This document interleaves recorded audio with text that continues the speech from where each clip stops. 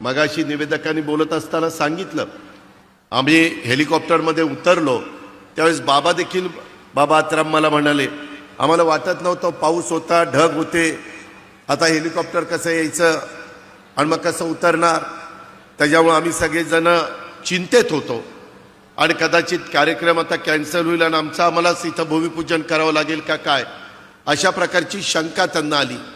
येताना हेलिकॉप्टरमधनं सुरुवातीला नागपूरला बरं वाटलं, परंतु नंतर जे ढगात हेलिकॉप्टर शिरलं, इकडं बघतोय ढग, तिकडं बघतोय ढग, आणि आमचे देवेंद्र फडणवीस निवांत गप्पा मारत बसले.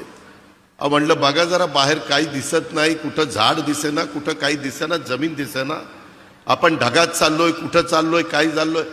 म्हणले काही काळजी करू नका. माझे आत्तापर्यंत 6 ॲक्सिडेंट झालेले आहेत आणि मी ज्यावेळेस हेलिकॉप्टरमध्ये विमानात असतो त्यावेळेस ॲक्सिडेंट झाला तरी मला काही होत नाही, त्याच्यामुळे तुम्हालाही काही होणार नाही. अरे बाबा म्हणलं आता हे काय सांगतोय, एक तर पोटात गोळा आलाय, आज आषाढी एकादशी, सारखं पांडुरंगा पांडुरंगा पांडुरंगा नाव घेत होतं मनात, आणि ह्या महाराजांचं आम्हाला उपदेश चाललेले होते, काही काळजी करू नका. आणि खरोखरीच येईपर्यंत इतके निवांत होते. ते म्हणले मला ह्याचा अनुभव आहे, माझे अनेक ॲक्सिडेंट झालेले आहेत, परंतु माझ्या कुठं नखाला देखील धक्का लागला नाही.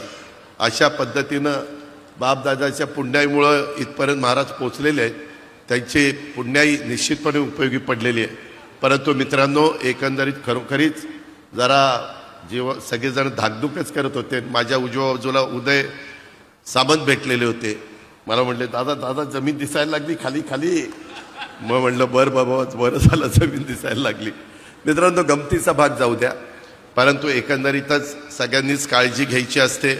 मगाशी निवेदकांनी बोलत असताना सांगितलं, आम्ही हेलिकॉप्टरमध्ये उतरलो त्यावेळेस बाबा आत्राम मला म्हणाले, आम्हाला वाटत नव्हतं, पाऊस होता, ढग होते, आता हेलिकॉप्टर कसं यायचं आणि मग कसं उतरणार, त्याच्यामुळे आम्ही सगळेजण चिंतेत होतो आणि कदाचित कार्यक्रम आता कॅन्सल होईल आणि आम्हालाच इथं भूमिपूजन करावं लागेल का काय, अशा प्रकारची शंका त्यांना आली.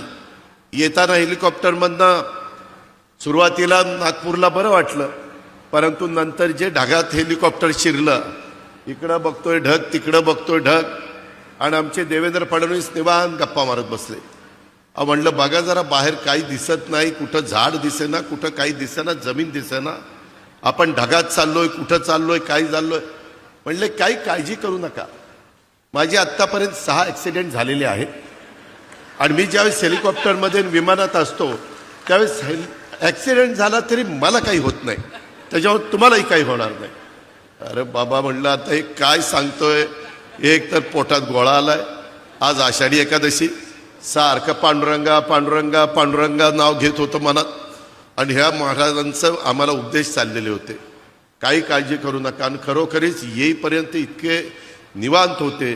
ते म्हणले मला ह्याचा अनुभव आहे, माझे अनेक ॲक्सिडेंट झालेले आहेत, परंतु माझ्या कुठं नखाला देखील धक्का लागला नाही.